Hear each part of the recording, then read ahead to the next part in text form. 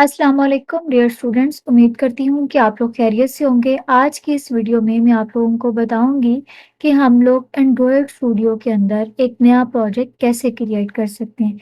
इससे पहले कि मैं आज की वीडियो स्टार्ट करूं, जो लोग मेरे चैनल पर न्यू हैं जल्दी से चैनल को सब्सक्राइब कर लें और साथ ही साथ बेल आइकन पे प्रेस कर लें ताकि नई आने वाली वीडियो आप तक एज सुन एज पॉसिबल पहुंच सके। तो सबसे पहले अब यहाँ पे मैं एंड्रॉयड स्टूडियो को स्टार्ट करती हूँ। अब जितनी देर में एंड्रॉयड स्टूडियो रन हो रहा है, मैं आपको एक उसका शॉर्टली इंट्रोडक्शन करवा देती हूँ कि बेसिकली हमारे पास एंड्रॉयड ऐप जो है वो सॉफ्टवेयर एप्लीकेशंस हैं जिनको हम मोबाइल डिवाइसेस पर रन कर सकते हैं।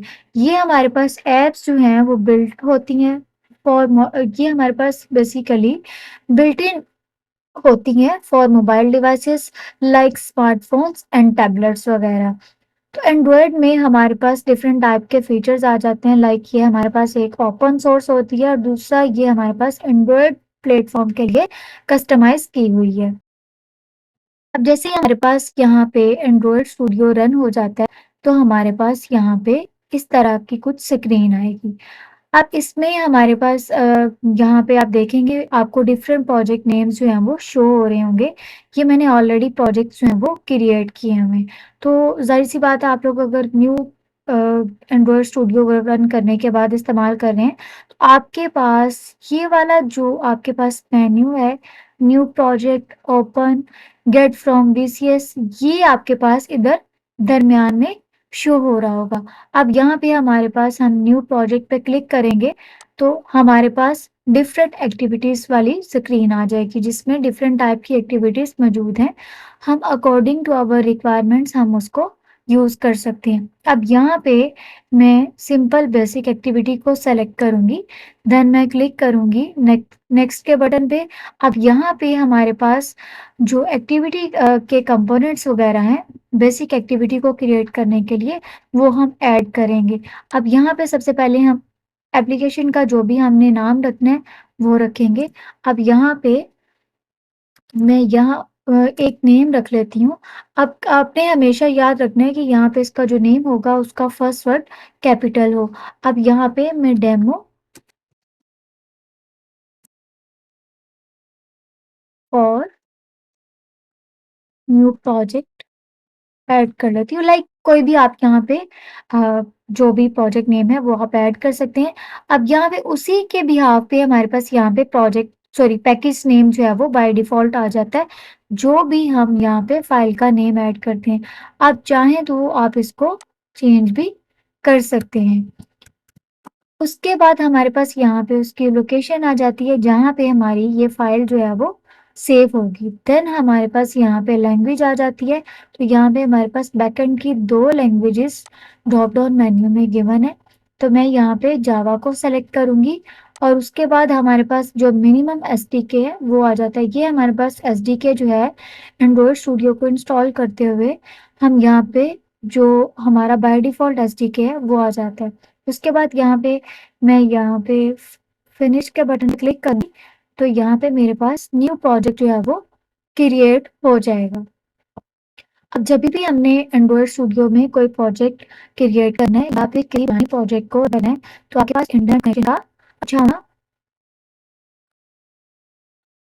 तो आपके पास इंटरनेट कनेक्शन का अवेलेबल होना बहुत ज़रूरी है। अब यहाँ पे जैसे ही बिल्ड होगा तो लेफ्ट साइड पे आपके पास आपकी जो भी एप्स क्रिएट होंगी, लाइक जो भी हमारे पास प्रोजेक्ट है उसका हमारे पास एक जो मेन फ़ोल्डर है वो ऐप का आ जाएगा और दूसरा हमारे पास जो मेन फ़ोल्डर आएगा वो हमारे पास ग्रेडल स्क्रिप्ट का आ जाएगा। अब ग्रेडल स्क्रिप्ट के अंदर बेसिकली हमारे पास जितनी भी ग्रेडल की एक्टिविटीज़ होती हैं, लाइब्रेरीज़ होती हैं, उसके अलावा हमारे पास SDK का वर्जन है या फिर हमारे पास मिनिमम SDK है, पैकेज नेम है, ईच एंड एवरीथिंग डिटेल्स वहाँ पे मौजूद होती हैं। अब यहाँ पे आप लोग स्क्रीन पे देख रहे होंगे कि मेन एक्टिविटी डॉट जावा की बाय डिफॉल्ट यहाँ पे एक कोड फाइल ओपन हो गई है। तो ये हमने खुद से इसमें कुछ भी कोड इम्प्लीमेंट नहीं अभी किया। ये हमारे पास जब भी हम नया प्रोजेक्ट क्रिएट करते हैं तो ये हमारे पास यहाँ पे एक मेन एक्टिविटी बाय डिफॉल्ट आ जाती है। अब जैसे यहाँ पे ग्रेडल बिल्ड हो जाएगा तो हमारे पास लेफ्ट साइड पे एक ऐप का फोल्डर आ जाएगा और दूसरा ग्रेडल स्क्रिप्ट का। जैसे ही हमारे पास यहाँ पे ग्रेडल की सारी लाइब्रेरीज़ जो बाय डिफ़ॉल्ट थी वो बिल्ड हो जाती हैं, तो हमारे पास स्क्रीन पे लेफ़्ट साइड पे 2 मेन फ़ोल्डर आ जाते हैं। एक हमारे पास फ़ोल्डर आ जाता है ऐप का और दूसरा फ़ोल्डर आ जाता है ग्रेडल स्क्रिप्ट का। अब ऐप के फ़ोल्डर को मैं एक्सपैंड करूँ तो उसमें 3 सब फ़ोल्डर आ जाते हैं, एक मैनिफेस्ट का, दूसरा जावा का और थर्ड जो है वो हमारे पास आरईएस का फ़ोल्डर आ जाता है। अब सबसे पहले अगर मैं मैनिफेस्ट के फ़ोल्डर को एक्सपैंड करूँ तो इसमें हमारे पास मैनिफेस्ट की जो एक एक्टिविटी मौजूद है डॉट एक्सएमएल की एक्सटेंशन के साथ, ठीक है? अब इस एक्टिविटी के अंदर आप देखेंगे कि आपके पास जो आपके प्रोजेक्ट का नेम है वो आ जाएगा डेमो फॉर न्यू प्रोजेक्ट। उसके बाद हमारे पास मेन एक्टिविटी जो बाय डिफ़ॉल्ट आई है वो आ जाएगी। अब हमने बेसिकली मैनिफेस्ट के अंदर हमने जितने भी प्रोजेक्ट के दौरान हम एक्टिविटीज़ को यूज़ करेंगे, उनको हम यहाँ पे मैनिफेस्ट डॉट एक्सएमएल की जो हमारे पास फाइल होगी, इसमें भी डिक्लेयर करेंगे।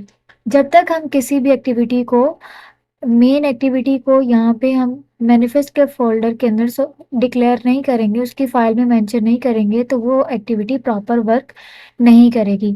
अब जिस एक्टिविटी को हमने सबसे पहले रन करना है, तो उसका जो स्टेटस है, वो हम ट्रू कर देंगे और उसमें हम इंटेंट फ़िल्टर अप्लाई कर देंगे। तो अभी हमारे पास बाय डिफ़ॉल्ट जो है, वो मेन एक्टिविटी ही है, तो मेन एक्टिविटी में हमने स्टेटस ट्रू कर दिया और उसमें हमने इंटेंट फ़िल्टर अप्लाई कर दिया।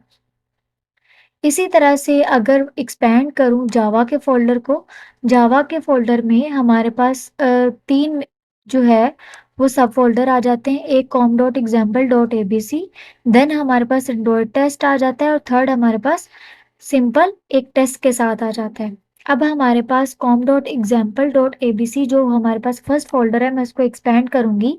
इसमें 3 हमारे पास जो बैकएंड की फाइल्स हैं, जो बाय डिफ़ॉल्ट हर प्रोजेक्ट में आ जाती हैं, तो वो हमारे पास शो हो रही हैं।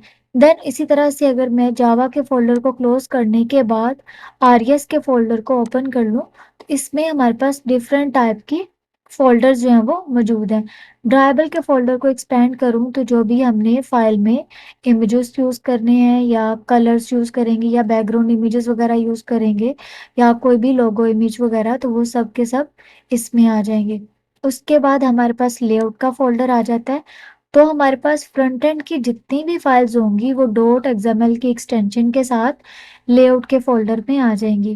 देन अगर मैं बात करूँ मेन्यू के फ़ोल्डर की, तो मेन्यू में हमारे पास मेन मेन्यू आ जाएगा डॉट एक्सएमएल की एक्सटेंशन के साथ, जितनी भी यहाँ पे एक्टिविटीज़ वगैरह परफॉर्म होंगी उसका मेन मेन्यू इस फ़ोल्डर में आ जाएगा। देन हमारे पास मिप मैप का फ़ोल्डर है, तो जितने भी हमारे पास आईसी लॉन्चर्स वगैरह यूज़ होंगे, उनके डिटेल्स जो हैं वो मिप मैप में आ जाएँगी।